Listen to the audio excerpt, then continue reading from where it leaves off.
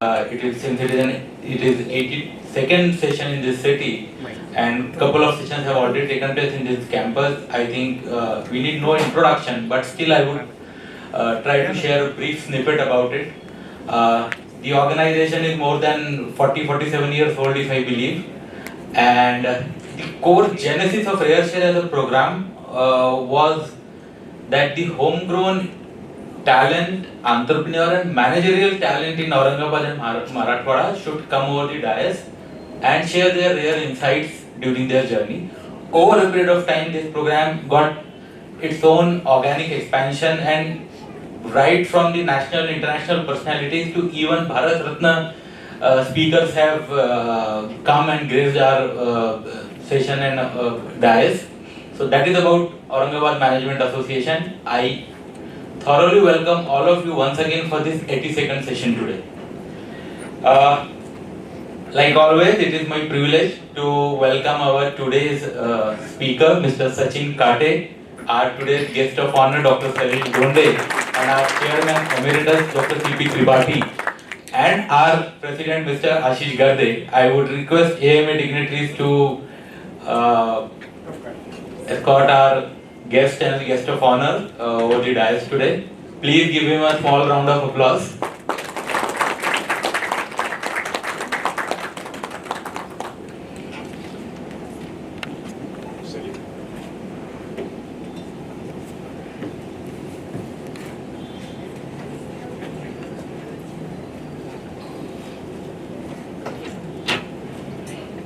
I'll request our chairman emeritus, Dr. C.P. Tripathi, to present a floral welcome to our today's speaker, Mr. Sachin Kate.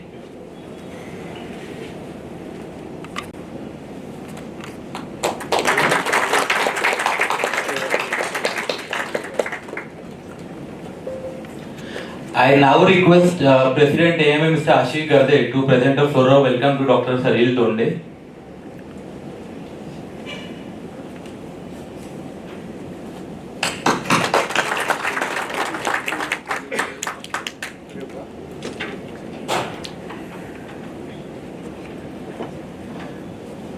Though the RareShare as a session is for the speaker to share his rare insights, I'll try a bit to share about Sachin. Sachin Kate. He is from a small village whose population was only 250 people, somewhere near Parbhani, if I am correct, right, Sachin? Yes. Yeah. So from a small village of 250 people in Parbhani to building a national level SaaS platform, his journey reflects discipline compounding. All engineering students must be in know of the power of exponential and compounding. I think here is a living example of exponential and compounding with discipline. And please know, compounding only happens with time and discipline. It is not a spontaneous or a random act that happens. He scaled his company named Clear Car Rental to 630 plus cities with 22,000 vehicles on the floor on the road, hitting the roads of this country. He navigated disruption and didn't take the ego takeover. And he converted his experience into a strategic recalibration. I'm sure he's going to share about that journey, which I found the most interesting inflection point in his story. He founded a company called HR Grid, which now processes over 1 million places every month, and enterprise grade compliance architecture for the companies, micro, medium and large companies. His newest platform or his newest venture baby, I would say, is Groniva, if I am pronouncing it correct. He is building a durable SaaS ecosystem. I don't think SaaS is to be mentioned, software as a service here, since this is an engineering campus, which is anchored in again discipline and something on the business of revenue of recurrence, because as a SaaS you get recurrence as a revenue. And having observed him from afar, of course, as an acquaintance, as a fellow Chhatrapati Sambhaji Nagarian, over a decade I can say that he has built scale over the cycles. He don't build for headlines. He is building it block by block. He is not that hotshot entrepreneur on the Instagram, 99 rupees में course करिए, wealthy बन जाइए, 6 महीने में कैसे capital raise कर लिया. No, he is building a business block by block. So everybody who is there, जो कभी ना कभी कोई business या career बनाना चाहता है, उसने आज सचिन से यहाँ से सचिन की बात सुने बगैर अगर वो जाता है तो वो खुद के साथ क्राइम कमिट करता है. So ladies and gentlemen, we Aurangabad Management Association present to you Mr. Sachin Kate. Sachin, I would welcome you to come over the dais and share your story, vision and future forward with us. Please. तुम्हा सर्वांना जागतिक मराठी दिनाच्या शुभेच्छा. AMAनं मला या प्लॅटफॉर्मवर बोलण्याची संधी दिली, माझा प्रवास तुमच्यासमोर मांडण्याची संधी दिली, त्याबद्दल AMAच्या मॅनेजमेंटचे धन्यवाद. मी हा प्लॅटफॉर्म रेग्युलरली मागच्या 15-16 AMA सेशन्स मी अटेंड केलेले आहेत आणि हा प्लॅटफॉर्म खूप मोठा आहे. माझी स्टोरी खरंच रिअल आहे की नाही हे तुम्ही जज करा. मी खरंच एवढा मोठा नाही आहे की ह्या प्लॅटफॉर्मवर माझी स्टोरी शेअर करण्यासाठी उभा राहू शकतो, पण मला संधी दिली त्याबद्दल मी AMA मॅनेजमेंटचे खूप आभार मानतो. चारूनं आत्ताच इंट्रोडक्शन करून दिलं तसं माझ्या प्रवासाची सुरुवात एक 200 ते 250-250 लोकांच्या गावातून झाली. तिथं उद्योग नव्हते, तिथं स्टार्टअप नव्हते, तिथं इकोसिस्टम नव्हती किंवा तिथं मार्गदर्शक पण नव्हते. फंडिंग, व्हॅल्युएशन, पिच डेक हे शब्दही माहित नव्हते. लहान गावात तुम्हाला एक गोष्ट लवकर कळते, कोणी येऊन तुमचं भविष्य बनवणार नाहीये, ते तुम्हालाच बनवावं लागतं. आज आपण SaaS, AI, ऑटोमेशन, स्केलेबिलिटी बद्दल बोलतो, cloud architecture, recurring revenue, compliance याच्यावर चर्चा करतो. पण माझा पहिला प्लॅटफॉर्म म्हणजे माझं मातीचं अंगण होतं, जे माझ्या गावात माझ्या घरात होतं. माझं पहिलं नेटवर्किंग म्हणजे माझ्या गावातले लोक होते आणि माझी पहिली फीडबॅक सिस्टीम म्हणजे माझे शेजारी होते. आमच्या गावात लिंक्डइन नव्हतं पण एंडोर्समेंट होती. आमच्या गावात नेटवर्किंग प्रायव्हसी पॉलिसी नव्हती पण ट्रान्सपरन्सी होती आणि अल्गोरिदम नव्हता पण रेप्युटेशन मॅनेजमेंट तर होतच. त्या वातावरणानं मला एक महत्वाची गोष्ट शिकवली, सुरुवात मोठी असण्याची गरज नाहीये, सातत्य मोठं असावं लागतं. आज मागे वळून पाहतो तेव्हा कळतं त्या छोट्या गावानं मला रिसोर्सेस दिले नाही पण रिझिलन्स दिलं. ट्रेंड बदलला, टेक्नॉलॉजी बदलले, मार्केट इव्हॉल्व होत चाललंय पण रूट बदलत नाहीये. मी आज इथं उभा आहे, तो प्रवास शहरानं नाही तर त्या छोट्याशा गावानं सुरुवात केला होता.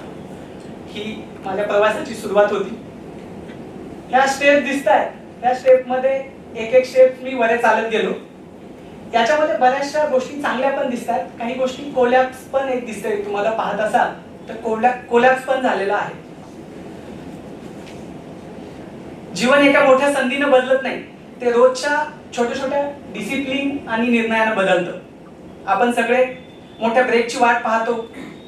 आजच्या स्टार्टअप मध्ये funding round, big client, viral growth या सगळ्या गोष्टी डिस्कस करतो. पण माझ्या आयुष्यात मोठा ब्रेक आला नाही. माझ्या आयुष्यात रुटीन आलं, कधीच मोठा ब्रेक नाही आला. गावानं जगणं शिकवलं. सोनपेठ, मी ज्या गावात वाढलो, तालुक्याच्या ठिकाणी वाढलो, त्या गावानं मला शिस्त दिली. शहरानं कौशल्य दिलं. संभाजीनगरला आलो, मला त्यांनी कौशल्य शिकवलं. व्यवसायानं प्रगती दिली. मी मागे वळून पाहतो तेव्हा एक पॅटर्न दिसतो, जे काही बिल्ड झालंय ते कंपाऊंडिंगनं झालंय. दररोज थोडं इम्प्रूव्ह करणं, प्रोसेस रिफाईन करणं, कॉस्ट कंट्रोल करणं, स्किल अपग्रेड करणं, रिलेशनशिप जपणं, हे ग्लॅमरस नाहीये, हे हेडलाईन मटेरियल नाहीये, पण ते टिकाऊ आहे. आज लोक ओव्हरनाईट सक्सेस बद्दल बोलतात, पण ओव्हरनाईट सक्सेस नसतो, तर ते ओव्हरनाईट जागरण असतं. आणि शॉर्टकट, बरेचसे शॉर्टकट शोधले, पण आमच्या गावात रस्ते छोटे होते तर शॉर्टकटचा प्रश्नच नव्हता. आज एआयच्या वेगानं उत्तर देतो, एआय वेगानं उत्तर देतो, मार्केट वेगानं बदलत आहे, टेक्नॉलॉजी दर 6 महिन्याला चेंज होते, पण विश्वास अजूनही स्लो कंपाऊंडिंगनं बिल्ड होतोय. ट्रस्ट आपण ज्याला म्हणतो तो हळूहळूच बिल्ड होतोय. बिझनेस मध्ये कंपाऊंडिंगनं 3 ठिकाणी काम करतं, सवयीमध्ये, तुमच्या टीम मध्ये आणि तुमच्या प्रतिष्ठेमध्ये. मी मोठा जंप मारला नाही, मी जंप मारण्याच्या ऐवजी स्टेप रिपीट करत गेलो. आज जे दिसतंय ते अचानक झालेलं नाहीये, ते रिपिटेशनचा रिझल्ट आहे. कन्सिस्टन्सी एक्झिस्टिंग नसते पण ते पॉवरफुल असते. या प्लॅटफॉर्मवर आम्ही आता जो ग्रोनिवा प्लॅटफॉर्म केलाय त्याच्यासाठी एवढ्या स्टेप चढून मला तिथपर्यंत जावं लागलं, त्याच्यामुळे ते शक्य झालं. मी परत माझ्या गावाच्या स्टोरीवर येतो. माझं गाव परभणी जिल्ह्यामध्ये, परभणी आणि बीड जिल्ह्याच्या बाउंड्रीवर एक छोटंसं गाव आहे. त्या गावात जायला 6 किलोमीटर पायी जावं लागतं, मग तुम्ही त्या गावात पोहोचता. अजूनही बस पण जात नाही, स्टेट ट्रान्सपोर्ट. अशा गावात माझा जन्म झाला. तिथं शिक्षण तर खूपच छोटी गोष्ट होती. एकच स्कूल होती, एकाच रूम मध्ये स्कूल भरायची. पहिलीची लाईन, दुसरीची लाईन, तिसरीची लाईन, चौथीची लाईन. ज्युनियर केजी नव्हतं, सिनियर केजी नव्हतं, अंगणवाडी नव्हती, बालवाडी नव्हती. सगळं एकच टीचर सांभाळायची. आज आपण high speed internet, cloud, global access बद्दल बोलतो. माझं बालपण लिटरली डिस्कनेक्टेड होतं. म्हणजे हे काही नव्हतंच त्यावेळेस. पाऊस आला की गाव बंद असायचं, कारण गावात यायला एकच रस्ता असायचा आणि तो रस्ता पावसाळ्यात बंद व्हायचा. रस्ता गेला की गावाचा संपर्क जगाशी तुटलेला असायचा. आज वायफाय 2 मिनिटं बंद झालं की आपण परेशान होतो. तेव्हा आज पूर्ण गावच ऑफलाईन जायचं. आज बफरिंग झालं की आपण रिफ्रेश करतो, तेव्हा रिफ्रेश करायची काही सोयच नव्हती. पण त्या मर्यादांनी मला मर्यादित केलं नाही. स्केअरसिटीनं मला 2 गोष्टी शिकवल्या: सहनशीलता आणि पर्याय शोधण्याची सवय. रस्ता बंद झाला की थांबायचं नाही, दुसरा मार्ग शोधायचा आहे.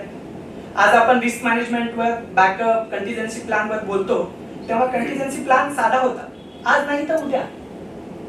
लहानपणी समजलं परिस्थिती बदलते, हवामान बदलतं, अनिश्चितता सामान्य असते. आज मार्केट बदलतोय, टेक्नॉलॉजी बदलते, एआय इव्हॉल्व होतोय. पण अजूनही धादिगोडनं मला गावानं दिलेलं रिसोर्सेस दिले नाही, पण रिजिलन्स दिलं. इन्फ्रास्ट्रक्चर कमी होतं, पण त्यातून स्ट्रक्चर तयार होत होतं. आणि कदाचित म्हणूनच आज काही बदललं तरी मी पॅनिक करत नाही, ऍडजस्ट करतो. माझ्या बिझनेस मध्ये सुद्धा कितीही मोठी अडचण आली तरी पॅनिक न करता त्याला कसं बाहेर निघता येईल त्यातून, ते मी पाहतो.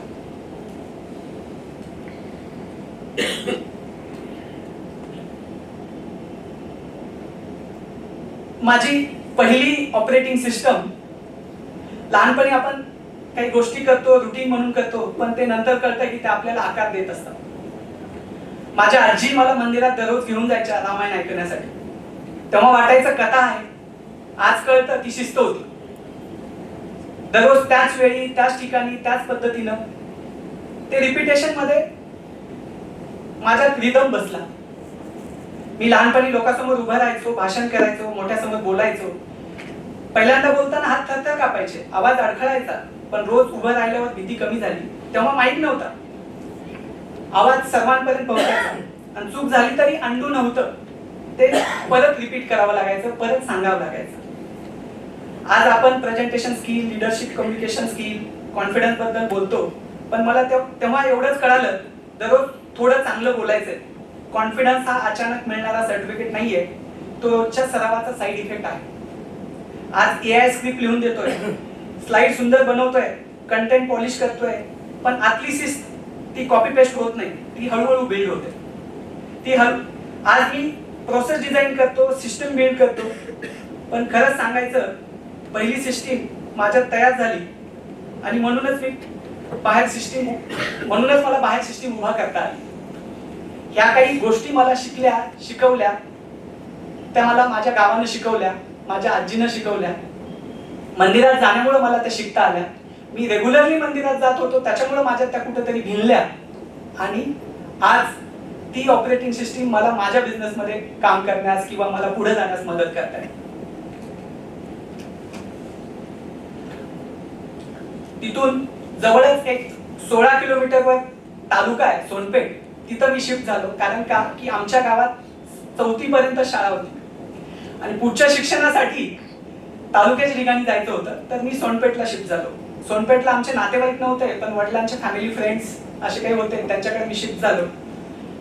त्यांच्याकडे शिफ्ट झाल्यास ते साधारण परिस्थितीतलेच होते, तरी पण त्यांनी मला ठेवून घेतलं. त्यांचे भाचे, त्यांचे नातेवाईक असे सगळ्यांना ते सांभाळायचे आणि ते वृद्धाश्रम पण चालवायचे. त्या वृद्धाश्रमात 10-12 लोक होते आणि त्यांची फॅमिली, त्यात मी पण एक ऍड झालो. त्या सगळ्यांचं परिस्थिती सामान्य असतानाही सगळ्यांना सांभाळण्याची जिम्मेदारी त्यांनी घेतली होती. त्यामध्ये मी पण तिथं एक स्टुडंट म्हणून त्यांच्यासोबत जॉईन झालो. त्यांचे घरचे कामं वगैरे करायचे आणि त्याच्यासोबत माझं शिक्षण पण चालू होतं. एकाच वाड्यात राहायचो आम्ही, तर कोण कधी उठणार, कोण पाणी भरणार, कोण कोणतं काम करणार. सकाळी 5 वाजता उठायचं, त्यावेळेस ट्रेन नव्हता, त्यावेळेस उठावंच लागायचं. ती सवयच होती. त्या वातावरणाने मला 3 गोष्टी शिकवल्या: जबाबदारी, मर्यादा आणि शिस्त. 20 लोकांच्या घरात माझं कमी आणि आपलं जास्त असतं. 20 लोकांच्या घरामध्ये तिथं मला ते शिकायला मिळालं की माझं पेक्षा आपलं हे शिकायला त्या घरामध्ये मिळालं. जेवताना उशीर केला तर 2 गोष्टी समजायच्या: भाजी संपली आहे किंवा पुढच्या वेळी वेळेवर बसायचंय. कारण बजेटिंग तिथंच शिकलो. कारण जास्त खर्च म्हणजे लगेच प्रश्न असायचा. आम्ही सोमवारी भाजीपाला आणायला जायचो, त्यावेळेस उशिरा जायचो. कारण का की शेतकरी घरी जाणार असतात आणि ते लवकर भाजीपाला विकायची त्यांना घाई असते, म्हणून आम्ही उशिरा जायचो. 20 लोकांसाठी लागणारा भाजीपाला कमी पैशात कसा येईल त्याच्यासाठी आम्ही उशिरा जायचो. म्हणजे कमी बजेटमध्ये आपण किंवा कमी रिसोर्सेस मध्ये आपण काय जास्तीत जास्त करू शकतो ही सवय त्याच वेळेस लागली. मी हे आता का सांगतोय, हे मला आता आठवतंय. ते माझ्यात कुठून आलं हे मी त्यावेळेस मला ते काहीही माहिती नव्हतं की मी काय करतोय, पण ते आता मला कळतंय. मागच्या 10 वर्षात मी ज्यावेळेस बिझनेस बिल्ड करत होतो त्यावेळेस की मला हे कोणीतरी शिकवलेलं आहे किंवा मी शिकलेलं आहे, ते पाहून शिकलेलं आहे. ऑडिट शब्द माहित नव्हता, पण तपासणी दररोज व्हायची. त्या घराने एक मोठा धडा दिला. मोठं होण्याआधी स्थिर व्हायला शिकवलं. आज आपण स्केल बद्दल बोलतो. स्टेबिलिटी नसली तर स्केल टिकत नाही. मी अम्बिशन शहरात शिकलो, पण डिसिप्लिन सोनपेठमध्ये शिकलो. आणि कदाचित म्हणून आज टीम मॅनेज करताना मला स्ट्रक्चर दिसतं, कारण ते घरच पहिलं माझं मॅनेजमेंट स्कूल होतं. तिथं मला भरपूर गोष्टी शिकायला मिळाल्या. त्यामध्ये मी सिनियर पर्सन म्हणून 2 आजी आजोबांकडे राहिलो काही दिवस. त्यांच्याकडे 3 वर्ष राहिल्यास मला तिथलं त्यांचं शिस्त कळाली. ते सकाळी 5ला उठवायचे, पाणी भरायला लावायचे. त्यावेळेस असं कंटाळवाणं वाटायचं, पण ते त्या शिस्तीमुळे मी माझ्या जीवनामध्ये खूप काही बदल करून घेऊ शकलो. आणि त्यांच्याकडे येणारे पाहुणे, त्यातलेच एक पाहुणे आणि माझे फ्युचरचे मेंटॉर इथं MIDC ला एक्झिक्युटिव्ह इंजिनियर होते, CV देशमुख म्हणून. ते आता नाही आहेत. त्यांनी माझ्या व्यवसायाचं पहिलं भांडवल त्यांनी दिलं. त्यांची भेट मला सोनपेठमध्येच झाली. अशा लोकांमुळे मी घडलो. ते असं सोनपेठ होतं. आयुष्यात चढ उतार येतात. मी आतापर्यंत खूप गावात राहिलो, खूप हुशार होतो, मोठा झालो, सगळ्यांना चांगलं वाटत होतं आणि मी पण खुश होतो. पण पहिलं अपयश आलं. मी त्यांच्यासोबत राहत असताना माझा अभ्यासावर काही लक्ष नव्हतं. गावात हुशार होतो, त्याच भावनेत मी छोटासा एक इगो असेलच, त्याच्यातच होतो की मी हुशार. पण 10वीचा निकाल लागला. गावात मला सगळे हुशार म्हणायचे, मलाही वाटलं ठीक होईल, पण निकाल लागला आणि मी नापास झालो. तो क्षण फार मोठा आवाज करणारा नव्हता, पण आतून खूप शांत करणारा होता. लोकांची अपेक्षा वेगळी होती आणि वास्तव वेगळं झालेलं होतं. त्या दिवशी पहिल्यांदा जाणवलं, आपण स्वतःबद्दल जे समजतो ते नेहमी खरं नसतं. निकाल पाहिल्यावर 2 मिनिटं वाटलं बहुतेक बोर्डानं चूक केली असेल, पण लक्षात आलं तयारीत गॅप होता, तयारी व्यवस्थित नव्हती. त्या अपयशानं मला थांबवलं नाही, मला थोडं खाली बसवलं. गावात गाव असणं आणि बाहेरचं बाहेर टिकणं ह्या 2 वेगवेगळ्या गोष्टी आहेत. गावातलं नाव गावापुरतं ठीक आहे, पण बऱ्याचदा म्हणतो की गावात तुम्ही मोठे आहात पण बाहेर गेल्यास तुम्ही छोटेच असता. तसंच माझ्या बाबतीत झालं होतं. त्यावेळी काही मोटिवेशनल व्हिडिओ पण नव्हते, कोणी स्टे पॉझिटिव्ह म्हणून काही मेसेज पण पाठवत नव्हतं, किंवा नापास झालेल्या लोकांसाठी कोणी काही क्लास किंवा काउन्सिलिंग पण घेत नव्हतं. मी काय कमी केलं, कुठे कमी पडलो, हा शांत बसून विचार करावा लागतो. आज आपण अनालिटिक्स वापरतो, तेव्हा स्वतःच अनालिसिस करावं लागतं. मी अनालिटिक्स किंवा नवीन शब्द वापरतोय तर त्यावेळेस ते शब्दही नव्हते, फक्त आत्ता मी ते शब्द वापरतोय, त्यावेळेस मी ते काय करत असेल ते मलाच माहित नाही. पण ते शब्द किंवा ते भावना त्यावेळेसच्या होत्या हे मला सांगायचा माझा छोटासा प्रयत्न. त्या अपयशानं एक गोष्ट शिकवली, कॉन्फिडन्स ठेवायला हरकत नाही, पण तयारी नसेल तर तो टिकवता येत नाही. कॉन्फिडन्स नेहमी असायला पाहिजे, पण जर तयारी नसेल तर तो टिकवता येणार नाही. मी पुन्हा अभ्यास सुरू केला, हळूहळू परत उभं राहिलो, पण त्या दिवशी एक बदल झाला. मी स्वतःला जरा जास्त प्रामाणिकपणे बघायला लागलो. आणि कदाचित म्हणून पुढे मोठे धक्के बसले तेव्हा मी पूर्णपणे तुटलो नाही. पुढेही आयुष्यात बरेचसे धक्के बसले, पण तो धक्का होता त्याच्यापेक्षा ते बाकीचे धक्के छोटेच होते. आणि त्या धक्क्याने मला पुढचे धक्के सावरण्यासाठी खूप मदत केली. हे माझं सोनपेठ होतं. सोनपेठला 10वी फेल झाल्यामुळे संघर्षाचा काळ होता. त्याच्यामध्ये 10वी फेल झालो, पुढे काय करायचं. वडील रागवले, आता पुढचं शिक्षण तुला तुझं करायचंय, तुझ्या हिमतीवर करायचंय. मदतीला मी ज्यांच्याकडे राहिले होते, अण्णासाहेब देशमुख आणि त्रिवेणी देशमुख, त्यांनी मला सांगितलं तर ठीक आहे, तू अजूनही करू शकतोस. सकाळी 5ला उठायची सवय होती. त्यांनी म्हणे तुला पैसे जमा करायचे, तू सकाळी न्यूजपेपर वाटू शकतो, ब्रेड विकू शकतो. तर त्यावेळेस ब्रेड भेटायची नाही. तसं औरंगाबादहून परळीला ब्रेड यायचे, परळीहून सोनपेठला ब्रेड यायचे. तर मी संभाजीनगरला आलो, इकडे ब्रेडची एजन्सी घेतली. ते ब्रेड तिकडे मागवायचे, तिकडून इकडे घ्यायचे. पेपर आणि ब्रेड त्या दोन्ही गोष्टी सोबत नाही. आणि त्याच्यातून जी कमाई यायला लागली, त्याच्यातून माझं सेव्हिंग सुरू झालं. आणि एक वेगळी काहीतरी आपलं स्वतःचं करायचे, ती भावना त्या 2 सिनियर पर्सननी माझ्यात टाकली. आणि माझ्या आयुष्यात एक खूप मी लकी आहे की प्रत्येक स्टेपला मला कोणी ना कोणीतरी मदत करायला आले. प्रत्येक स्टेपला मी कुठेतरी पडायला लागलोय आणि कोणीतरी मला काहीतरी सुचवलंय आणि त्याच्यामुळे मी उभं राहू शकलो. लहान मोठी कामं केली तेव्हा मला वाटलं नव्हतं की मी करिअर बिल्ड करतोय. मी फक्त परिस्थिती सांभाळत होतो. आज आपण multitasking, field exposure, ground experience म्हणतो, तेव्हा तो फक्त दिवस काढण्याचा मार्ग होता.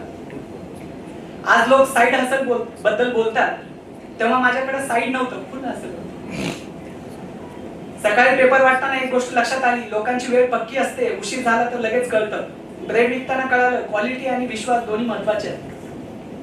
दुकानात उभं राहिल्यावर, कापड दुकानात पण काम केलं, दुकानात उभं राहिल्यावर ग्राहक पैसे देतो, तो फक्त वस्तूसाठी नाही तर अनुभवासाठी पण देतो.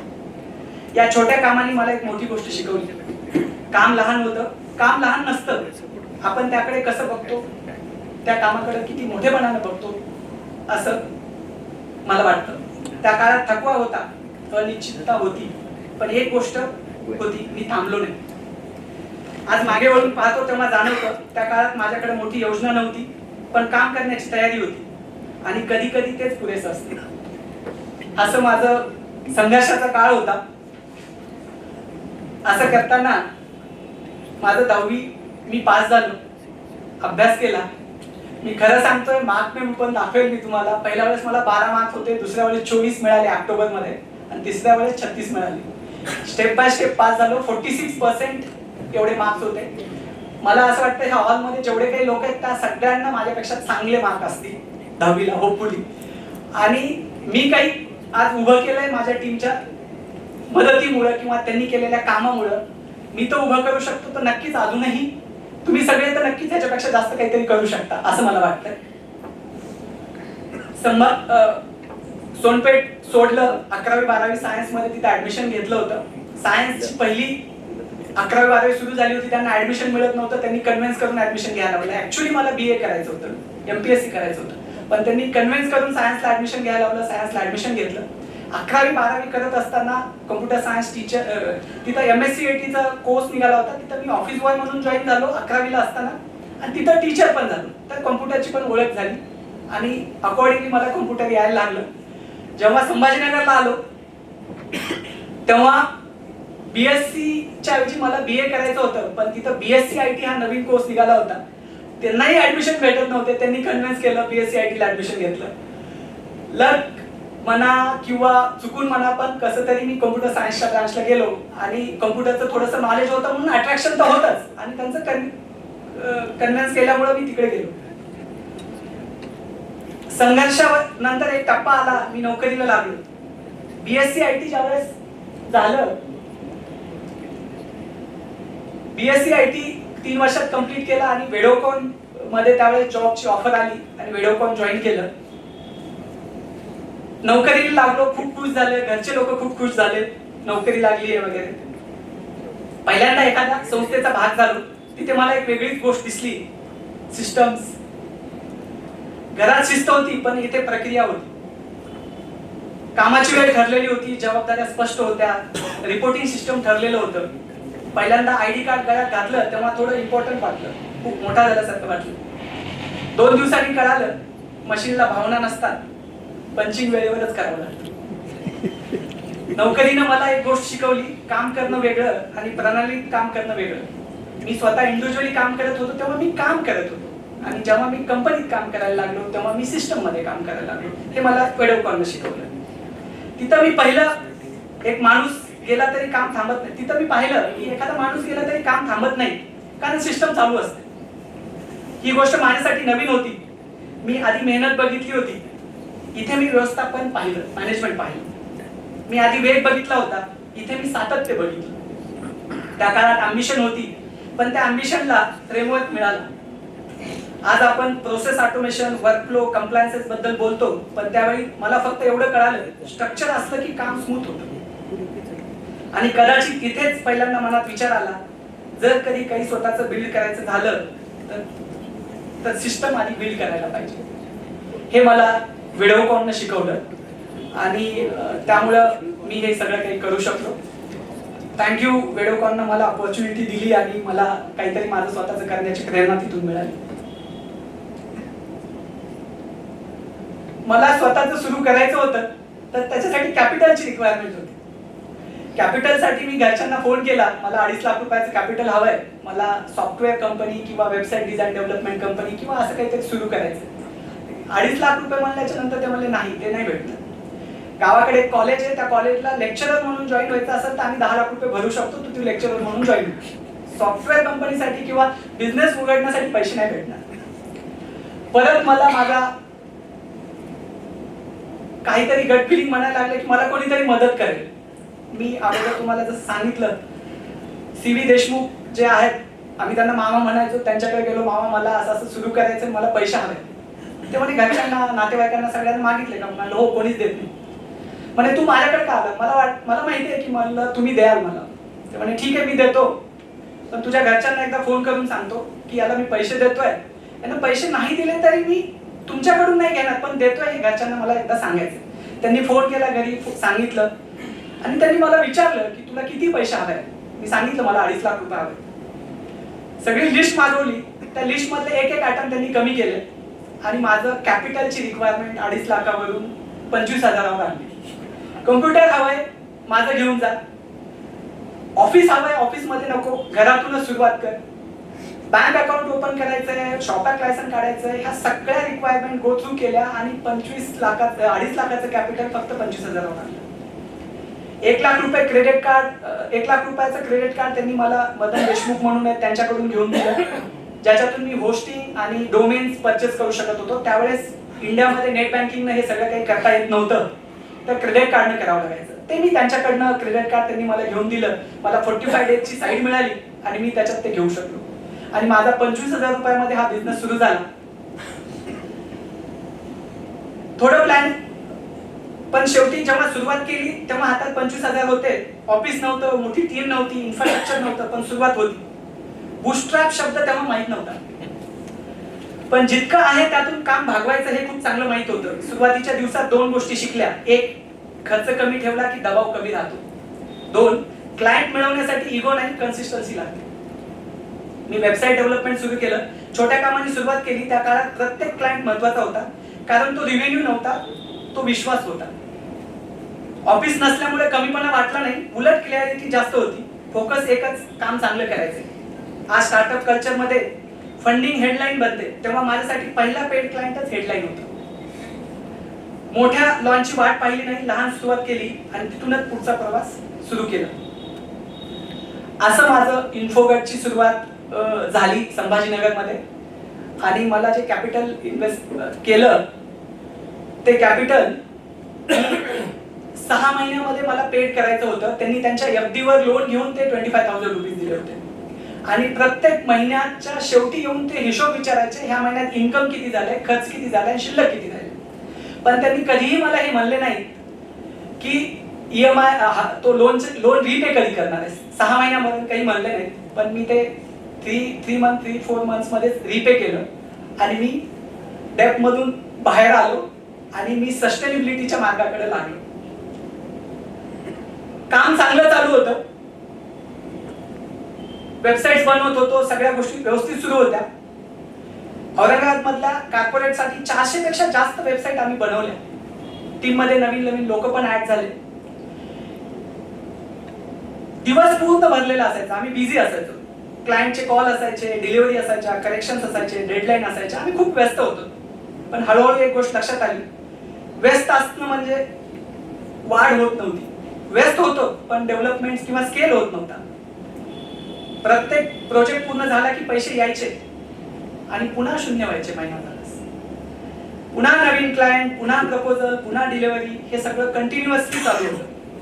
वेबसाईट लाईव्ह झाली की क्लायंट खुश असायचा आणि पुढच्या महिन्यात तो सायलेंट मोडवर जायचा आणि कॅश पण सायलेंट मोडवर जायची आणि परत ते चक्र सुरू व्हायचं.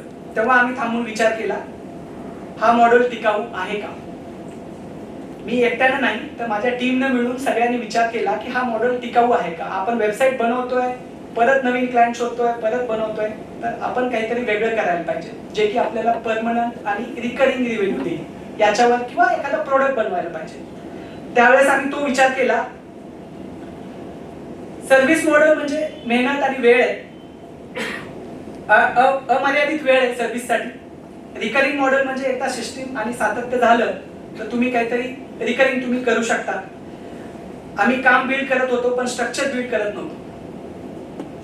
हा विचार छोटा वाटतो पण तो वळण मोठं होतं. आज सबस्क्रिप्शन इकॉनॉमी सामान्य झाली आहे. आपल्या प्रत्येकाच्या घरामध्ये सगळं काही गोष्टी सबस्क्रिप्शन बेस्ड झाल्या. SaaS सर्वत्र आहे, पण त्यावेळी आम्हाला फक्त एवढं जाणवलं, एकदाच पैसा येणारा मॉडेल स्थिर नाहीये. तेव्हा आम्ही निर्णय घेतला, फक्त व्यस्त राहायचं नाही, रिकरिंग व्हॅल्यू तयार करायची. आणि इथून विचार बदलला, वर्क पासून सिस्टम कडे जाण्याचा विचार त्यावेळेस आमच्यामध्ये आला, आमच्या टीम मध्ये आला आणि आम्ही सिस्टम कडे जायचा विचार करायला लागलो. जेव्हा प्रोडक्ट बनवण्याची वेळ आली, BSc ला असताना, मी मध्ये सांगायचं विसरून गेलो, BSc ला असताना मी एका ट्रॅव्हल एजन्सी मध्ये काम करायचो. सकाळी 7 ते 3 माझं कॉलेज असायचं आणि 3 ते रात्री 11 पर्यंत मी एका ट्रॅव्हल एजन्सी मध्ये काम करत होतो, पार्ट टाइम जॉब करत होतो. तर त्या ट्रॅव्हल एजन्सीच्या मार्केटिंगचं काम करायचो. मार्केटिंग म्हणजे वेबसाईट बनवणं, माझ्या अभ्यासाशी रिलेटेडच होतं. तर तिथं असताना त्यांचे बरेचसे प्रॉब्लेम मी अंडरस्टँड केले होते. त्याच्यासाठी हे प्रॉब्लेम इंडियातल्या बऱ्याचशा ट्रॅव्हल एजंट्सला होते.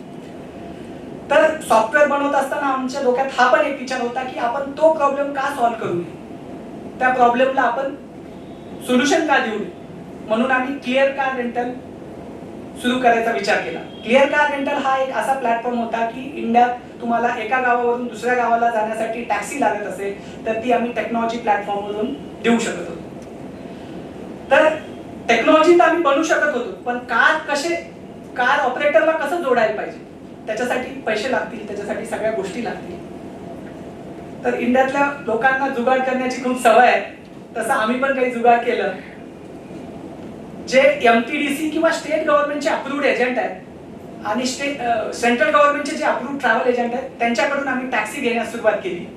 कारण स्टेट गव्हर्नमेंट आणि सेंट्रल गव्हर्नमेंटचा एजंट अप्रूव्ड एजंट होण्यासाठी काही क्रायटेरिया होता. तो क्रायटेरिया बघितल्यास आम्हाला असं वाटलं की हे लोक फ्रॉड नाही आहेत, आपल्याला टॅक्सी देतील, आपण त्यांना ईमेल करू, आपण त्यांना ऑनलाईन सिस्टम देऊ, त्यांना आपण एका प्लॅटफॉर्मवर आणू, मग आपलं काम आरामशीर होऊ शकेल.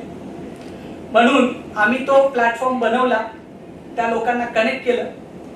12 सिटीमध्ये पहिल्या दिवशी सुरुवात केली, 12 सिटीमध्ये. आणि आमच्याच ईमेलच्या कॉन्टॅक्ट लिस्टमध्ये असलेल्या लोकांना ईमेल केला की आम्ही ही कार रेंटल कंपनी सुरू केली आहे आणि तुम्हाला बुकिंग करायचं असेल तर तुम्ही करू शकता. पहिल्या 1 तासामध्ये पहिलं बुकिंग झालं. मला अजूनही त्या कस्टमरचं नाव आठवतं. आलोक सिन्हा हे कस्टमरचं नाव आहे, JNECचे अल्युमिनी आहेत ते.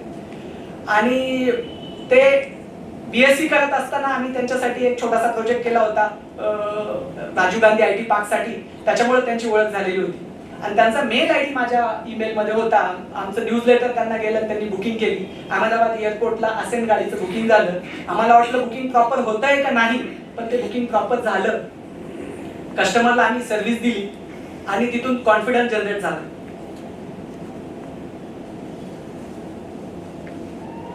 तो कॉन्फिडन्स जनरेट झाल्यामुळे पुढे बाकीच्या सिटीमध्ये एक्सपान्शन करण्यासाठी आम्हाला एक खूप स्पीड घेता आली.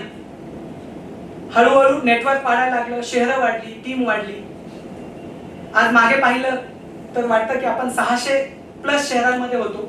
हजारो वाहनं आपण एकत्र केली, लाखो ग्राहकांना आपण सर्व्हिस दिली. पण हे एका दिवशी नाही झालं. प्रत्येक टप्प्यावर एकच प्रश्न विचारला, प्रोसेस मजबूत आहे का, सिस्टम मजबूत आहेत का.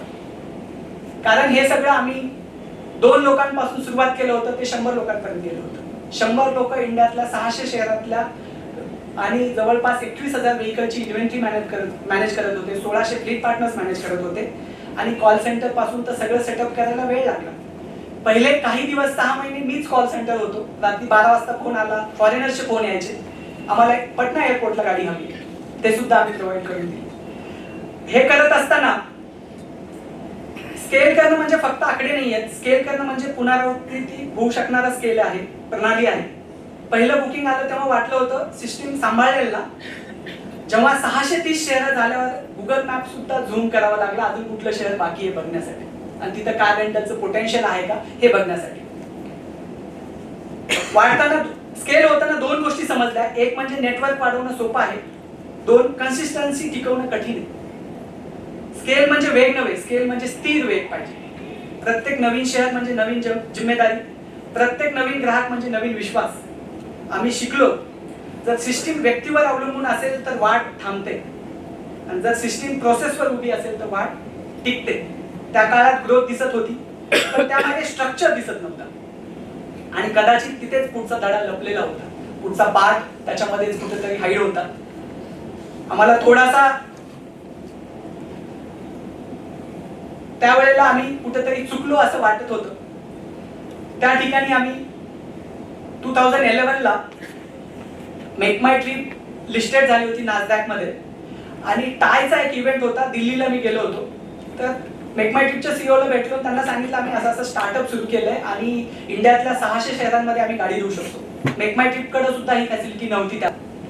त्यांनी सांगितलं ठीक आहे, माझं कार्ड घ्या, तुम्ही माझ्या प्रोडक्ट टीमला मेल करा. आम्ही मेल केला आणि त्यांनी सांगितलं की आम्ही तुमच्या API वापरू आणि तुमच्या प्लॅटफॉर्मचं बुकिंग आम्ही सुरू करू. आमच्याकडे रेग्युलरली 300-400 बुकिंग व्हायच्या. जेव्हा मेक माय ट्रिप ऑनबोर्ड झालं, आम्ही 400% ची ग्रोथ केली विदिन मंथ. ते आमच्यासाठी खूप छान होतं. मेक माय ट्रिप आल्याच्या नंतर यात्रा, वाया, फ्लाईट राजा सगळे OTA आमच्याकडं कार रेंटलची इन्व्हेंटरी मागायला आले, कारण आमच्याकडे लार्जेस्ट इन्व्हेंटरी होती त्यावेळेस. हे सगळं खूप छान चालू होतं, वाढ होत होती, शहरं वाढत होती, संख्या वाढत होती, पण मार्केट शांत बसत नाहीये. ऍग्रीगेटर मॉडेल बदलला, स्पर्धा वाढली. आम्ही ज्या मॉडेलवर काम करत होतो ते मॉडेल बदललं, डिस्ट्रप्शन आलं. आम्ही ज्या फ्लीट पार्टनर्सकडनं गाड्या घेत होतो त्यांच्याकडे 8 ते 10 ड्रायव्हर असायचे. ते ड्रायव्हर आता स्वतः मालक बनले होते, कारण त्यांना ओला आणि उबेरनं 40,000 मध्ये व्हेकल दिली होती आणि ते पूर्ण बिझनेस डायनामिक चेंज झाले.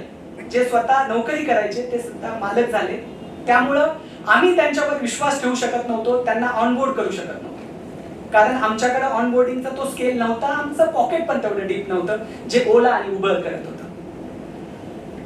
आणि हळूहळू एक गोष्ट जाणवली, त्या वेगानं वाढलो त्याच वेगानं दबाव पण वाढत होता.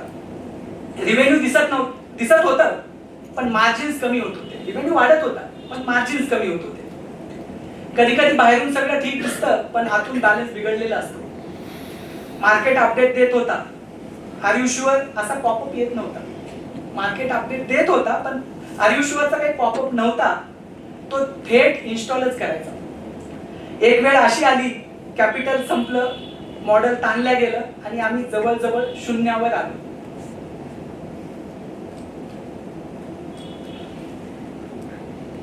तो ड्रामॅटिक क्षण नव्हता, तो शांत रिसेट होता. स्केल नंतर रिसेट जास्त कठीण असतो, कारण एक्सपेक्टेशन मोठे झालेले असतात. टीमचे, लोकांचे, फॅमिलीचे, समाजाचे, सगळ्यांचे एक्सपेक्टेशन मोठे झालेले असतात. कार रेंटल्स एका हाय लेवलला होतं त्यावेळेस टाइम्स ऑफ इंडिया पासून तर सगळ्या मीडिया दिल्लीवरून येऊन इथं इंटरव्ह्यू कलेक्ट करायचे आणि एक वेळ अशी होती की 0 झालेलं होतं. हे खूप अवघड होतं आणि ह्या सगळ्या अडचणी, ह्या सगळ्या प्रॉब्लेम मध्ये मला माझ्या टीमनं उभं केलं. स्पेशली मी म्हणेल की आमच्या टीमचे CTO आहेत श्रीराम चौधरी, ते मोठ्या भावासारखं माझ्या पाठीमागे भक्कम उभे होते. ते गव्हर्नमेंट इंजिनिअरिंगचे पास आउट आहेत, त्यांची मैत्री सुरुवातीपासूनची आहे. ते दिव्यांग आहेत, चालू शकत नाहीयेत. ते एवढं सगळं करू शकतात तर मी का नाही करू शकत, हे मला नेहमी वाटतं आणि अजूनही वाटतं. आणि ते आम्हाला खूप प्रेरणा देतात. कंटिन्युअसली आम्ही जे काही पडलो असतो तरी उभं राहण्याचं बळ त्यांच्यामुळे मिळतं. त्या काळात एक गोष्ट समजली, ग्रोथ आणि ड्युरेबिलिटी ह्या वेगळ्या गोष्टी आहेत. आम्ही वाढ बिल्ड केली पण टिकाऊपणावर पुरेसं लक्ष नाही दिलं. रिसेट पेनफुल होता पण तो आवश्यक होता, कारण त्या टप्प्यावर एक प्रश्न उभा होता, इगो वाचवायचा की सिस्टीम सुधारायचं. इगो वाचवायचा का सिस्टीम सुधारायचं, तर आम्ही तो दुसरा पर्याय निवडला, सिस्टीम सुधारण्याचा. आणि आम्ही पुढं काय वेगळं करता येईल याचा विचार करायला लागलो. त्याचा विचार करताना बरेचसे विचार मंथन झालं, आमच्या टीम बसल्या, आम्ही डिस्कस करायला लागलो. कॅपिटल संपलेलं होतं, आता पुढे काहीतरी करायचंय, कारण 100 लोकांचं घर चालवायचं ती माझी फॅमिलीच होती. त्याच्यासाठी काहीतरी करायचं होतं, असं संपून जमणार नव्हतं. काय करायला पाहिजे, 2-3 महिन्याचं डिस्कशन झालं. कंपनी चालू होती, क्लिअर कार रेंटलचा रेव्हेन्यू येत होता पण तो कमी होत होता. तेव्हापासून आम्ही विचार करायला सुरुवात केली आणि तो रेव्हेन्यू येणारा हळूहळू तो बंद होणार होता, म्हणून विचार करायला सुरुवात केली. त्यावेळेस आम्हाला कळालं, जोपर्यंत पृथ्वीवर माणसं आहेत तोपर्यंत ते काम करणार, जोपर्यंत ते काम करणार तोपर्यंत त्यांचा पगार होणार, पगार होणार तर पगाराला सॉफ्टवेअर लागणार आणि माणसं आहेत, पगार आहेत तर त्यांचे कंप्लायन्सेस पण असणार. तर म्हणून आम्ही HR मध्ये काहीतरी सॉफ्टवेअर बनवायचा विचार केला. पेरोल, HR, कंप्लायन्सेस याच्यासाठी सॉफ्टवेअर बनवायचा विचार केला आणि ते सॉफ्टवेअर बनवण्याची सुरुवात झाली. रिसेट नंतर आम्ही एक निर्णय घेतला, त्यावेळी वेगाच्या मागे धावायचं नाही, स्टोरी बिल्ड करायचं आणि HR आणि पेरोल क्षेत्राकडे वळालो. पहिल्या नजरेला ते ग्लॅमरस क्षेत्र नाहीये असं वाटलं. हेडलाईन बनणार नाही, व्हायरल होणार नाही, सवय लागली होती ना, मीडिया येते, इंटरव्ह्यू घेते, हे होतं ते होतं. पण पेरोल आणि कंप्लायन्सेस मध्ये असं काही नव्हतं. पण रिकरिंग रेव्हेन्यू होता. पण एक गोष्ट स्पष्ट होती, पगार आणि कंप्लायन्सेस कायम लागतील असं वाटत होतं. मार्केटवर अवलंबून नाही, ट्रेंडवर अवलंबून नाही. सॅलरी उशिरा गेली तर मोटिवेशनल स्पीच चालत नाही. तेव्हा सिस्टम बरोबर असणं महत्वाचं असतं. आम्ही यावेळी वेगळा दृष्टिकोन घेतला. Recurring model, process driven delivery, compliances first thinking. प्रत्येक क्लायंट म्हणजे रेव्हेन्यू नव्हता, तो विश्वास होता. पेरोल मध्ये चूक म्हणजे फक्त आकडा चुकणं नाही, तो विश्वास ढासळणं होतं. यावेळी आम्ही ग्रोथ पेक्षा रिलायबिलिटीवर फोकस केला. मार्केट फास्ट बदलत होतं, AI येत होतं, ऑटोमेशन वाढत होतं, पण HR इन्फ्रास्ट्रक्चरची गरज कायम होती. आम्ही शिकलो, जिथे स्टेबिलिटी असते तिथे ड्युरेबिलिटी तयार करता येते. या टप्प्यावर आम्ही एक्साइटमेंट पेक्षा कन्सिस्टन्सी निवडली आणि तिथून पुढचा पाया मजबूत केला. अशा प्रकारे आम्ही HR गटमध्ये पोहोचलो आणि आमची HR गटची सुरुवात झाली. पहिला क्लायंट मिळवण्यासाठी क्लायंटनं आम्हाला अट टाकली की आम्ही तुमचं सॉफ्टवेअर घेऊ पण वापरल्याच्या नंतर पैसे देऊ. औरंगाबाद मधला खूप मोठा ऑटोमोबाईल मधला Tier 1 व्हेंडर आहे, त्यांच्याकडे 2-3 हजार लोक होते. आम्ही म्हणलं ठीक आहे सर. त्यांनी एक प्राइसिंग ठरवली, आम्ही त्यांच्यासाठी सॉफ्टवेअर बनवलं. 6 महिने सॉफ्टवेअर बनवायला लागले. जेव्हा आम्ही त्यांना डेमो दिला तेव्हा कळालं की त्यांची रिक्वायरमेंट 50% मॅच होत नाही. आम्ही 3-4 वेळेस व्यवस्थित रिक्वायरमेंट घेतली होती तरी पण ती मॅच होत नव्हती. मग असं लक्षात आलं, त्यांनी म्हणले तुम्ही एवढे पैसे खर्च केले तर आम्ही अजून एक चान्स तुम्हाला देतो. परत 3-4 महिने त्यावर काम केलं, परत डेमो दाखवला, तेव्हा कुठं त्यांची रिक्वायरमेंट 70-80% मॅच झाली आणि त्यांनी ते सॉफ्टवेअर घेतलं आणि ते वापरायला लागले. आम्हाला खूप प्राऊडली मला सांगायला चांगलं वाटेल, 3,000 लोकांची असलेली कंपनी आज 15,000 ते 20,000 लोकांना जॉब देते. संभाजीनगर बेस्ड कंपनी आणि आम्ही त्यांना मागच्या 6-7 वर्षापासून ह्या सर्व्हिसेस देतोय आणि त्यामुळे आम्हाला एक रिकरिंग रेव्हेन्यू मिळाला, चांगला मोठा कस्टमर मिळाला आणि त्यांना आम्ही एक सांगितलं, सर आम्ही तुम्हाला रिकरिंग रेव्हेन्यू फिक्स करतो डे 1 ला, पण कस्टमायझेशनचे किंवा नवीन रिक्वायरमेंटचे चार्जेस कधीही घेणार नाही आम्ही तुम्हाला. त्याच्यामध्ये आमचा स्वार्थ होता, त्याच्यातून आम्हाला शिकायला मिळत होतं, त्याच्यातून आम्हाला त्यांच्यावर प्रॅक्टिकल करता येत होतं आणि त्यांच्यासाठी ती विन विन गोष्ट होती की त्यांना पाहिजे त्या रिक्वायरमेंट ट्रायल करता येत होत्या, पैसे लागत नव्हते आणि ज्या पाहिजे त्या गोष्टी ते ऑटोमेट करू शकत होते. हे आम्हाला त्या क्लायंटने शिकवलं, त्याच्यामुळे आम्ही ग्रोथ करू शकतो. एक क्लायंट मिळाला पण पुढचे क्लायंट मिळवणं अवघड होतं. व्हॉट्सअपचा जमाना आहे, त्यावेळेस व्हॉट्सअप फार पॉप्युलर होतं. व्हॉट्सअपवर एक व्हिडिओ बनवला आणि जे ओळखीचे लोक आहेत त्यांना तो व्हिडिओ पाठवला. त्याच्यापैकी जालन्यातून एक रिक्वायरमेंट आली की आम्हालाही सॉफ्टवेअरची रिक्वायरमेंट आहे. सेम केस जालन्यामध्ये पण झाली, तिथं पण आम्हाला 6 महिने द्यावे लागले कारण स्टील इंडस्ट्रीच्या प्रोसेसेस वेगळ्या होत्या, ऑटोमोबाईल इंडस्ट्रीच्या प्रोसेसेस वेगळ्या होत्या. तिथं आम्ही परत 6 महिने देऊन तो सॉफ्टवेअर बनवला, पण जालन्यात एक खूप मोठा फायदा झाला. एका कस्टमरसाठी बनवलं आणि जालन्यात पुढच्या 3 महिन्यात नवीन 10 कस्टमर ऍड झाले. सगळे लोक एकमेकाला फॉलो करतात जालन्यात, त्याच्यामुळे आम्हाला तो खूप मोठा फायदा झाला. याच्यामुळे कस्टमर वाढत गेले, आम्ही कस्टमरचे काम करत गेलो, कस्टमर रेफरन्स देत गेले आणि आमचे कस्टमर्स 180 कस्टमर्स पर्यंत आम्ही झेप मारली.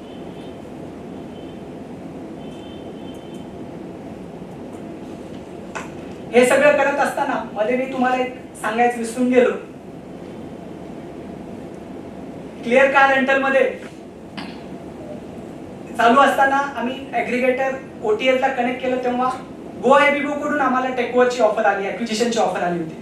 कार झोन रेंट नावाची एक मोठी लिडिंग कंपनी, त्यांच्याकडून पण ऑफर आली होती. ते दोन्ही CEO ऑफिसला आले, टर्मशीट दिल्या, पण त्यावेळेस आम्ही खूप वेगळ्या ह्याच्यात होतो तर त्यांना नाही म्हणलं आणि पुन्हा काही दिवसांनी तो बिझनेस वेगळ्या डायरेक्शनला गेला. ते ठीक आहे, चुका झाल्या, आम्ही त्याच्यातून शिकायचा प्रयत्न करतोय, त्यातून आम्हाला खूप काही शिकायला पण मिळालं. तर ती ऑफर त्यावेळेस आम्ही डिक्लाइन केली, पण मार्केट पुन्हा चेंज होत गेलं. ह्या सगळ्या गोष्टीमध्ये आम्हाला बरंचसं काही शिकता आलं.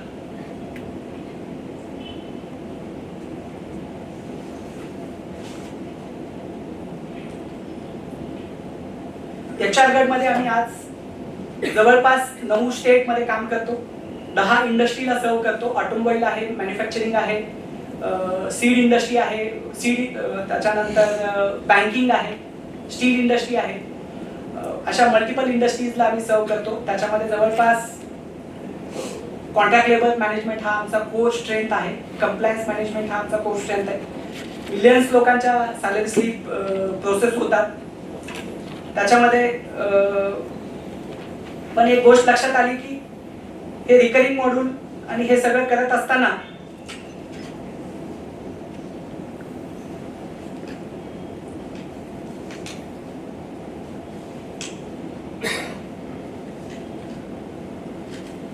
आमचं एक रेव्हेन्यू फिक्स झाला, आम्ही काही चांगलं करायला लागलो.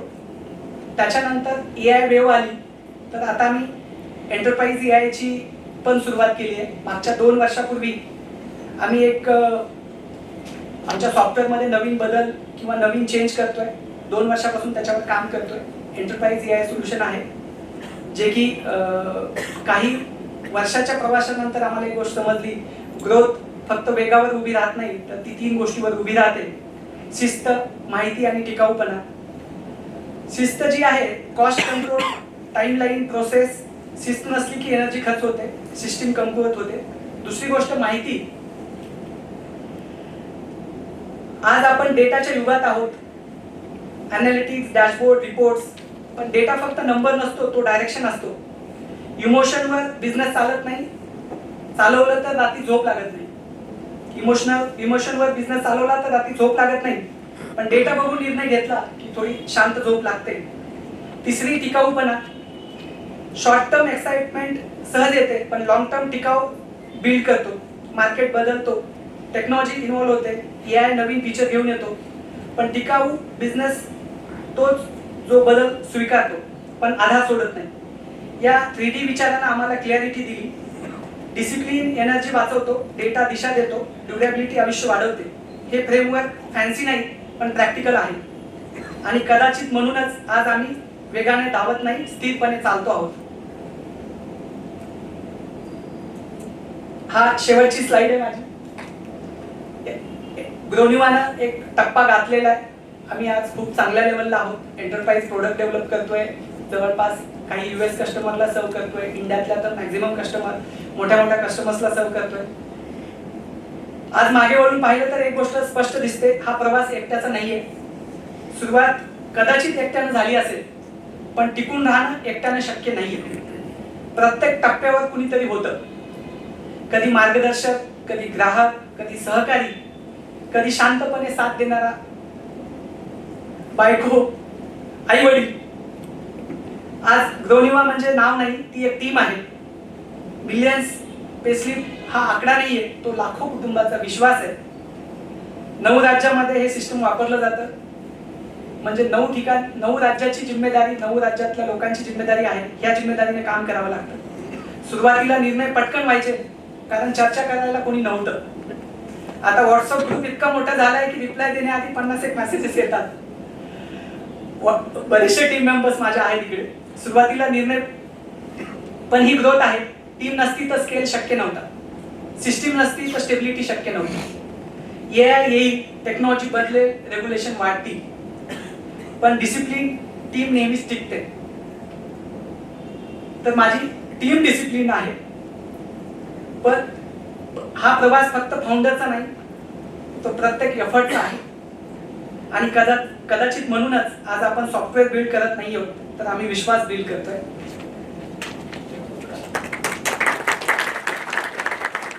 शेवटचं जाता जाता मी माझ्या टीमसाठी आणि सगळ्यांसाठी एक शेवट सांगतोय.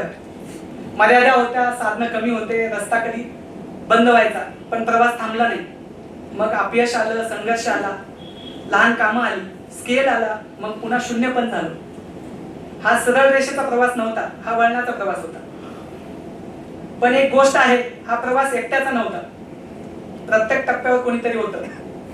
कधी कुटुंब, कधी शिक्षक, कधी पहिला ग्राहक, कधी शांतपणे साथ देणारे सहकारी, कधी कठीण प्रश्न विचारणारा मित्र. व्यवसाय उभा करताना कळालं, आयडिया एकट्याची असू शकते, पण टिकवणं टीमचं काम असतं.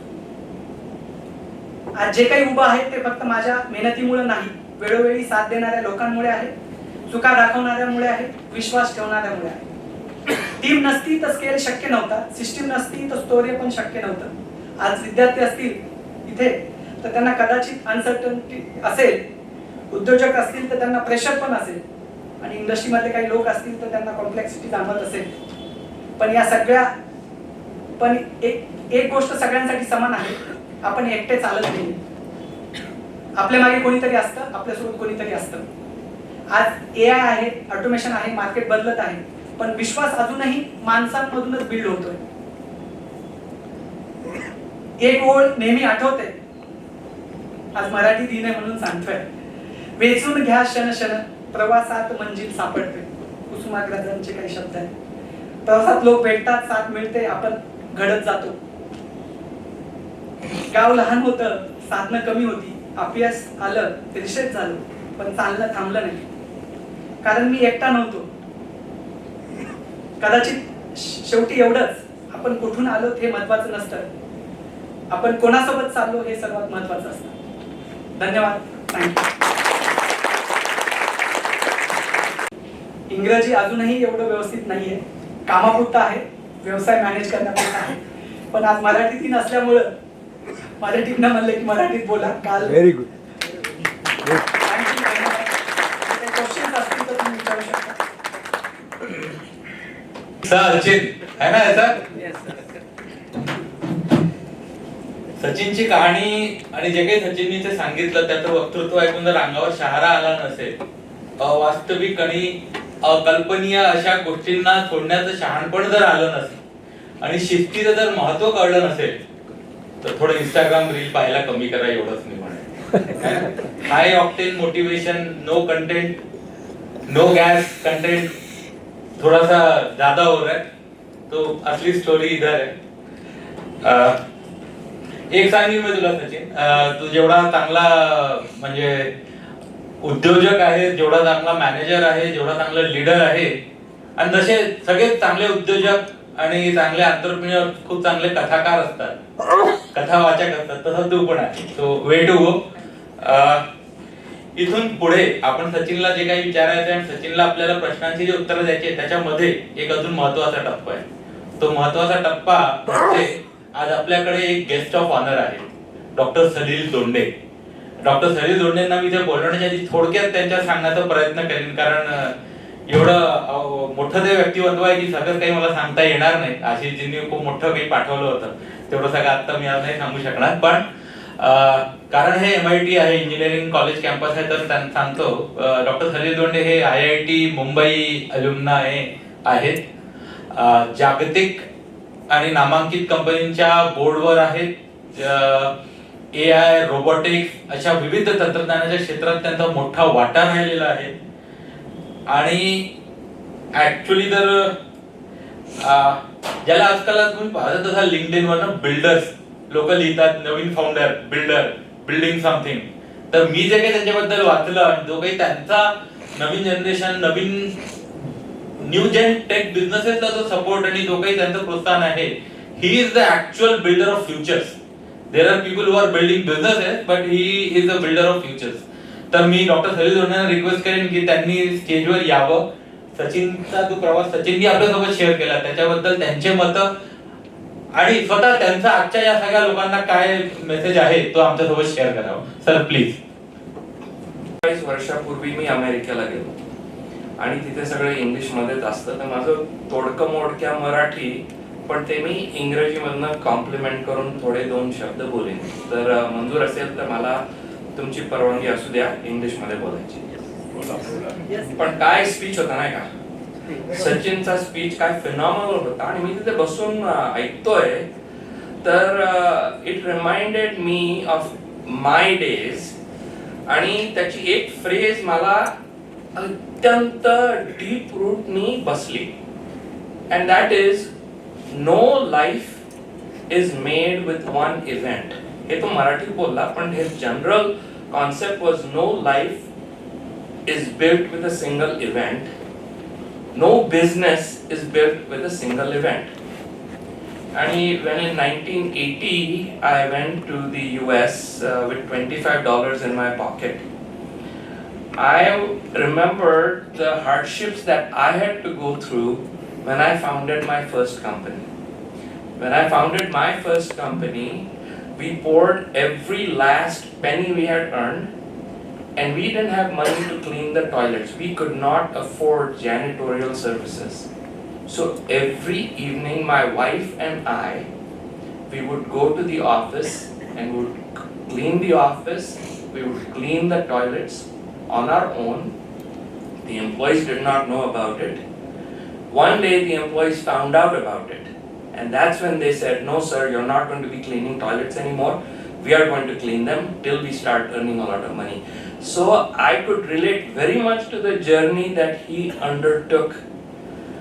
And what I want to just share with you is my learnings. I've run several companies, I've founded several companies, I've turned around several companies. Currently I'm chairman of the board of 4 different companies. Sachin's journey can be summed up on 5 vectors. To be successful in business, you must have a great product. Your product must meet the market need. So there must be a big market for your product. ह्याची 3 companies, the car rental company, the HR ची company, for example, he had figured out what the product was. Product म्हणजे चीज असं नाही. Product means it's a service, it's something that provides value to your customer. He figured that out. Number 2, he figured out what the market was and the need in the market. Number 3, the business model. बिचाऱ्यांनी त्याचं business model change केलं नाही म्हणून real rental did not go on, but he learned about it and he fixed it for his next company. So the third thing is the business model. The fourth very important thing he kept on stressing was मी एकटा चाललो नाही, माझ्याबरोबर सोबत होती, and that is the team. So the fourth important aspect is what is your team? Recognize your own strength, recognize your weakness, and figure out who is going to be on your team to complement you. And the last thing is money, capital. And what I have learned through my experience and what I teach now at IIT, I'm an adjunct professor of entrepreneurship at the School of Entrepreneurship at IIT Bombay, is that for a business to be successful, you have to scale on all these 5 fronts.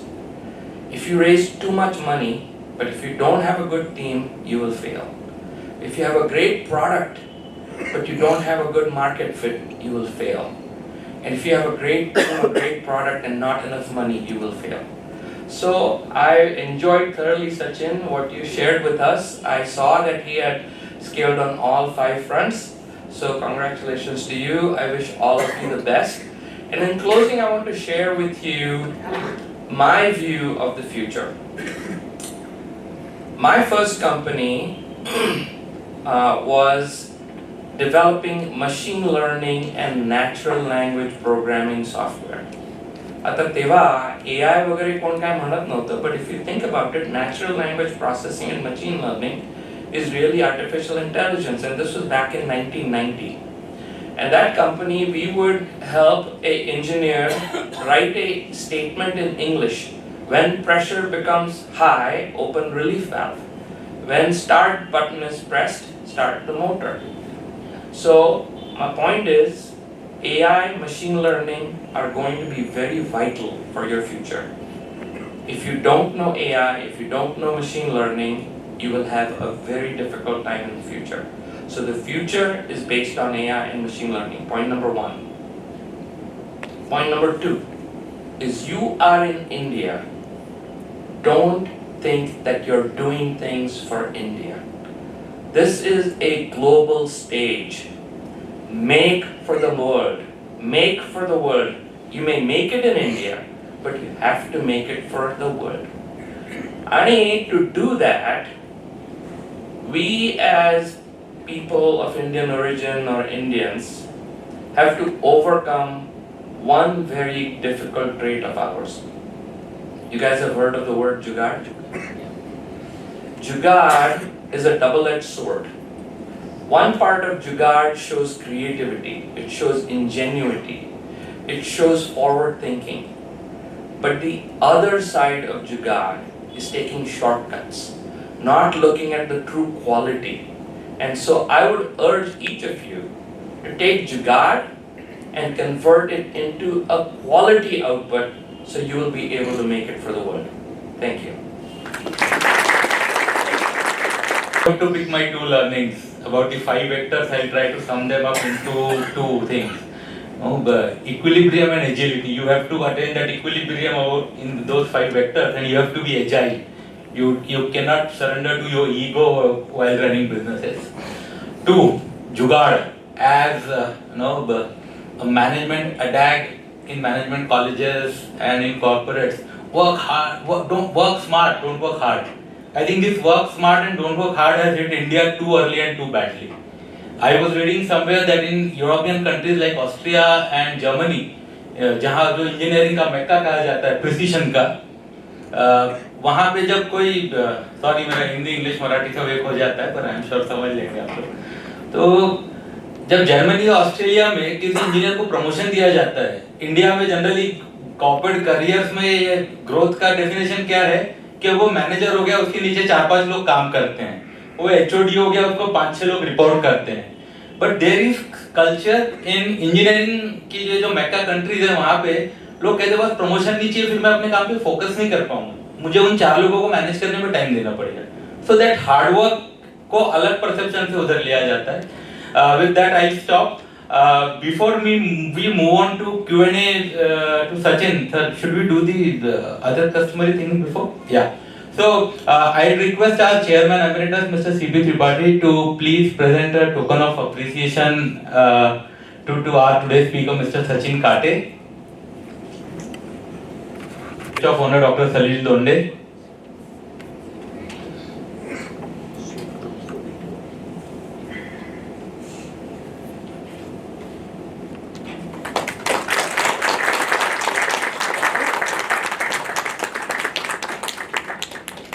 And I would also request both of our shareholders to please stay back on the stage itself.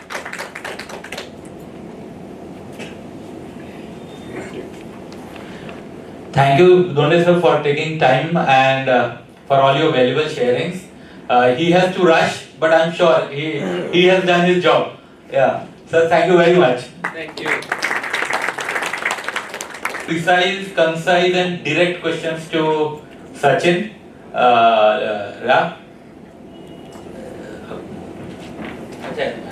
Please.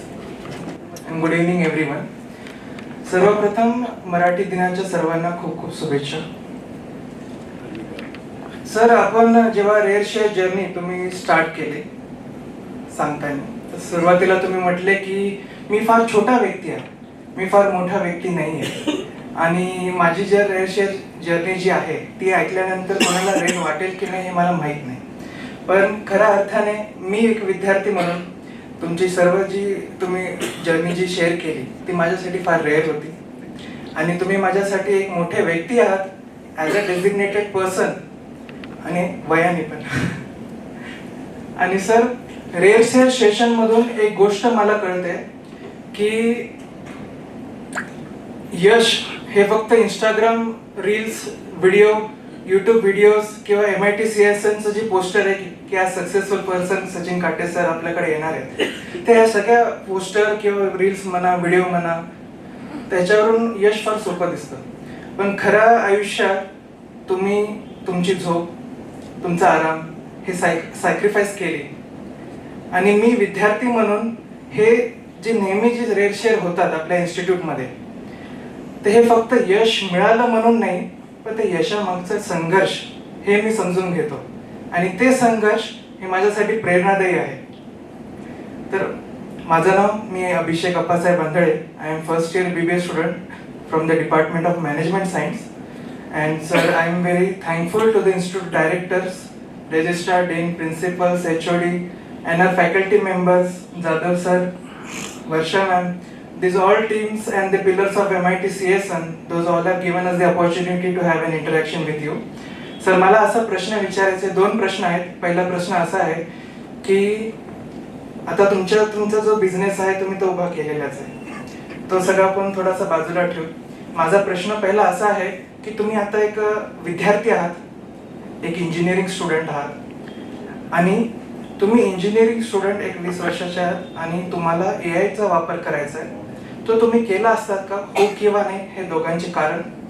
दुसरा प्रश्न असा की तो AI टेक्नॉलॉजीचा वापर केल्यानंतर तुम्ही कोणता बिझनेस उभा केला असता, आणि ते बिझनेस कसा फायदा ठरला असता, काय प्रॉब्लेम तुम्ही त्या बिझनेस म्हणून सोडवला असता लोकांचे. नाही करणार ते मागे राहतील, AIचा वापर करावाच लागेल. आणि मी जर स्टुडंट असतो आणि आता AI मी तुमच्या जागी असलो असतो तर मी काय केलं असतं, तर मी पहिल्यांदा माझे स्किल अपग्रेड केले असते. AI कडून मला जितकं शिकता येईल मी तितकं शिकलं असतं, आणि त्याच्यातून मला काय बेस्ट करता येईल ते मी केलं असतं. AI ला मी स्किपच नाही करू शकलो असतो. मी AI ला फोकस देऊन त्याच्यातून मी माझं स्किल डेव्हलप केलं. Thank you sir. Yes, thank you so much.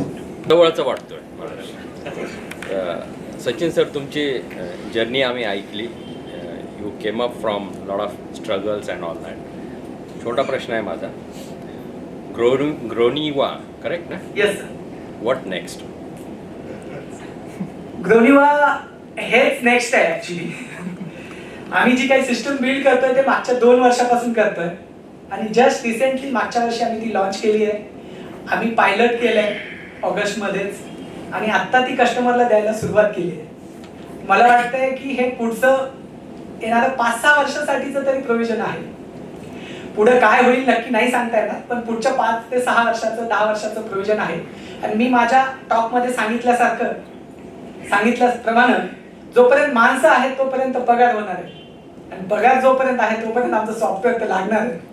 भलेही त्याच्यामध्ये AI आम्ही टाकू, त्याच्यामध्ये इंटेलिजन्स टाकू, त्याच्यामध्ये डॅशबोर्ड नाही लागणार, पण तुम्हाला एका फ्रंटवर लागेल की माझ्याकडचे अवरेज टाईमवर येणारे लोक कोण आहेत, माझ्याकडे अवरेज सॅलरी काय आहे, माझा अवरेज एक्सपेन्सेस काय आहे, हे पहिले डॅशबोर्डवर होतं, ते तुमच्या प्रॉम्प्टवर येणार आहे आणि ते सगळं आमच्या सिस्टीममध्ये असणार आहे. So you'll keep doing advancement.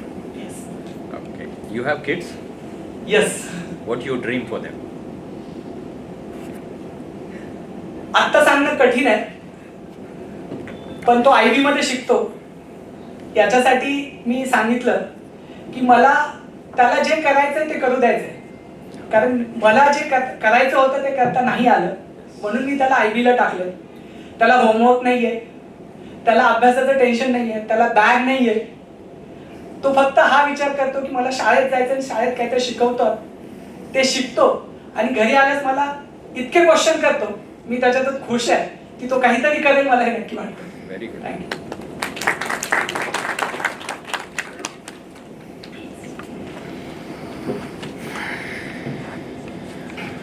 नमस्कार सचिन. नमस्कार. तुम्ही जो IT इंडस्ट्रीमध्ये जे सुरू केलं त्या कालावधीमध्ये बऱ्या मोठ्या सॉफ्टवेअर कंपन्यांना मॅनपॉवर टिकवणं खूप मुश्किल, पुण्याला वगैरे किंवा बेंगलोरला वगैरे जात होतं. त्या काळामध्ये संभाजीनगरला राहून तुम्ही मॅनपॉवर कसं काय टिकवलं? खूप चांगला क्वेश्चन आहे.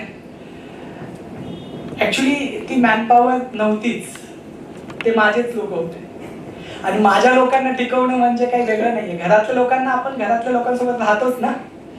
मी ज्यावेळेस सुरुवात केली तेव्हापासूनच्या पहिल्या 10 लोकांमधले 6 लोक अजूनही माझ्यासोबत काम करतात. तर ते लोक बाकीच्यांना इन्स्पायर करत राहिले. त्या लोकांना मी माझ्या कॉर्पोरेटमध्ये सगळे CEOज म्हणतात की तुम्ही सगळे माझे फॅमिली मेंबर्स आहेत. ऍक्च्युली मी माझ्या लोकांना फॅमिली मेंबरच समजतो. कंपनी जरी छोटी असेल तरी आमच्याकडे ESOPचं स्ट्रक्चर आहे. कंपनीतला बराचसा पोर्शन, 30% पेक्षा जास्तचा पोर्शन ESOP साठी ठेवलेला आहे, आणि त्या लोकांचा आहे. 70% माझ्याकडे ठेवलाय, म्हणजे तो पण माझा नाहीये. माझ्या ह्या प्रवासामध्ये मला ज्यांनी मदत केली आहे त्यांच्यासाठीचा पण काही आहे. त्याच्यामुळे माणसं टिकवणं हा माझ्यासाठी कधी इश्यू नव्हताच. ते माझ्या फॅमिलीचाच भाग होते, ते टिकत राहिले. ज्यांच्यासाठी चांगले अपॉर्च्युनिटी होत्या ते लोक गेले, ते पण अजून कनेक्टमध्ये आहेत. पण त्याच्यामध्ये छोटासा करेक्शन करतो, ज्यांनी आम्हाला त्रास द्यायचा प्रयत्न केला, आम्ही पण व्यवस्थित वागलो त्यांच्यासोबत, हे पण सांगायचं. थँक्यू.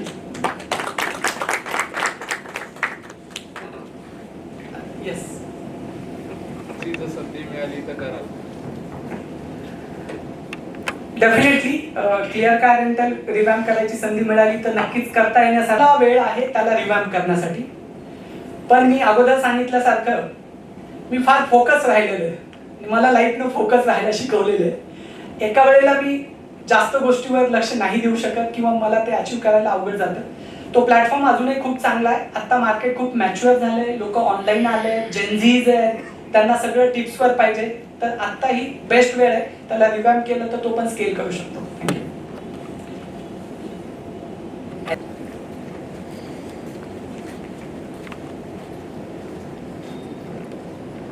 हॅलो, माझं नाव अभय आहे सर, आणि मला एक क्वेश्चन विचारायचं आहे असं आहे की प्रत्येक ठिकाणी, म्हणजे कोणत्या कंपनीत असो किंवा म्हणजे स्कूल्स, कॉलेजेस, प्रत्येक ठिकाणी प्रत्येकाचं एक रोल्स अँड रिस्पॉन्सिबिलिटी सेट असते, आणि उद्या उठून मला काय करायचं हे पण सेट असते. पण ॲज अ एका कंपनीचे फाउंडर म्हणून व्हॉट नेक्स्ट, उद्या उठून काय करायचं आहे, तर ते तुम्ही कसं डिसाईड करता, हा एक प्रश्न विचारायचा होता खूप दिवसापासून.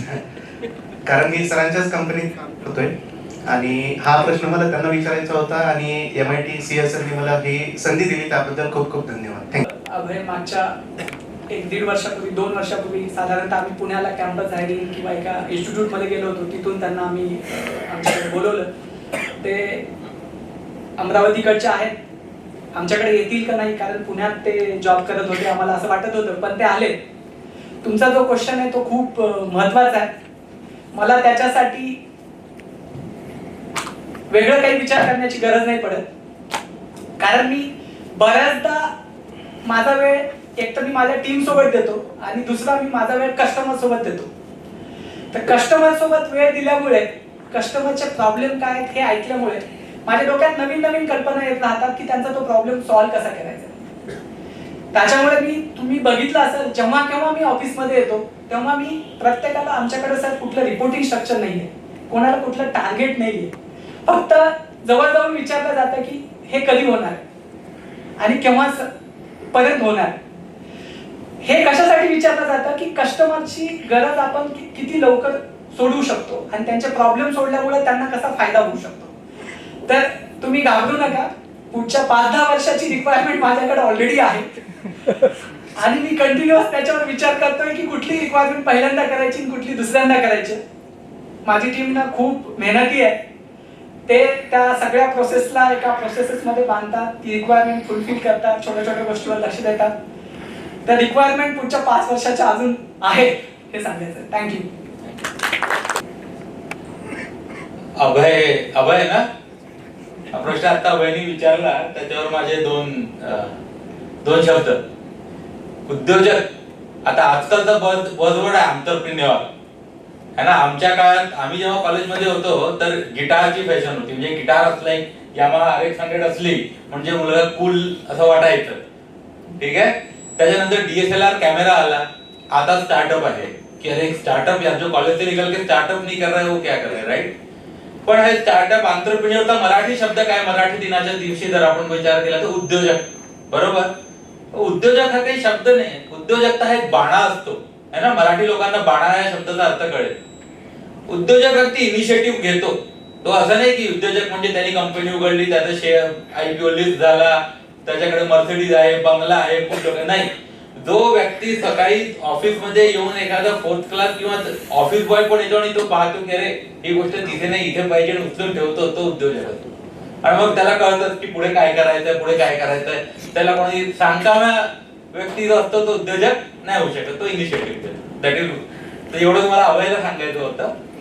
आणि सगळ्यांना जर सगळे ऐकू इच्छित होते तर, नाही तर तुमच्याकडे काही इलाजच नव्हता, मी बोललो आणि तुम्ही ऐकलं. तर शेवटचं थँक्यू, आपण सगळ्यांनी आज वेळ काढला. एक प्रश्न मनात आहे, उत्तर देऊ नका. या एवढ्या जागा तिथे आहेत रिकाम्या, का बरं इथे कोणी बसलं नाही. या त्या अपॉर्च्युनिटी आहे आपण सोडून देतो, आपण मागे बसतो. Car clear car rental opportunity आहे, आता सांगितलं. जो भी यहाँ नया एंटरप्रेन्योर होगा या तो आइडिया पे काम करिए या सचिन से मिलिए, राइट. सचिन शायद मेंटर करने को तैयार हो जाए. हाँ, और कोई यहाँ पे एंजल इन्वेस्टर होंगे, त्रिपाठी सर अगर इन्वेस्ट करने को तैयार होंगे तो क्लियर कार रेंटल एक अपॉर्चुनिटी है. MIT CSN थैंक यू, आपका ये वेन्यू प्रोवाइड करने के लिए. सारे ऑडियंस आप लोग आते हैं यहाँ पे, इसलिए रेयर शेयर स्पेशल बनता है. मीडिया से जो लोग हमें आज यहाँ कवर करने आए उनके लिए बहुत बहुत थैंक यू. सारी इंफ्रास्ट्रक्चर टीम को बहुत बहुत थैंक यू. ये संवाद ऐसे ही चलते रहना चाहिए. लीडरशिप, नेतृत्व की जो बात है वो भारतीय समाज को या पूरे मनुष्य समाज को इसकी जरूरत है. कहीं ना कहीं सोचते रहिए. एंड लास्ट, इंस्टाग्राम रील्स कम देखिए, एक्चुअल कुछ काम कीजिए. Thank you very much. Have a great evening.